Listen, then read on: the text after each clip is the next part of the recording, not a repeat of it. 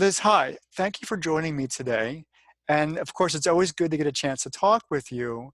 And today we're going to talk about your transition from being an electrical engineer, because you told me you were a professional for 17 years, and then you made the transition into high school to be a teacher. And that transition wasn't exactly the smoothest thing in the world. So let's talk about those elements.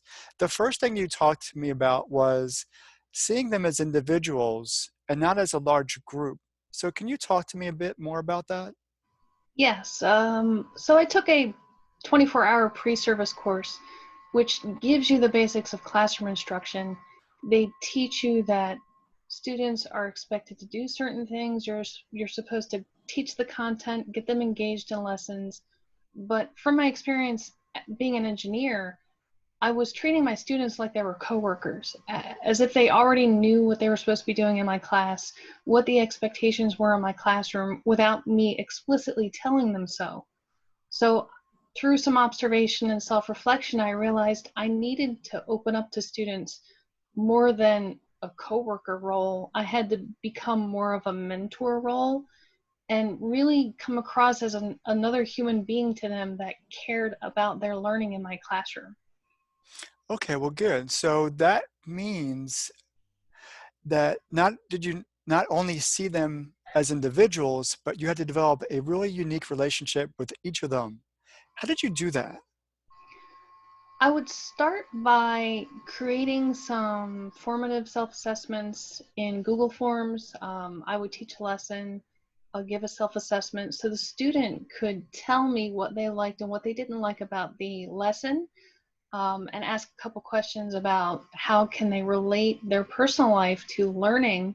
So I would learn a little bit more about them without having them telling the whole entire class.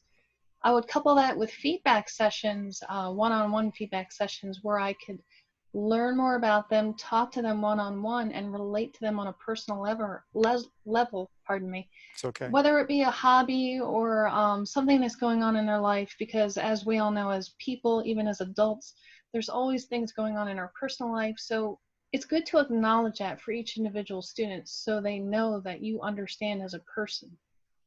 That sounds awesome. And then finally, we talked about authenticity. So authenticity is really something you had to develop, or how did you actually go about being quote unquote authentic in your classroom? I put myself in their shoes as a high school student and tried to remember back to my high school days, which I was a very popular kid, and I was trying to navigate my way through the world. And I realized that students at this level, teenagers, they feel flawed, feel like they're not perfect human beings, and they look to their teachers as if they know every single answer in the world, that we have all the knowledge and we're just trying to impart that knowledge on them.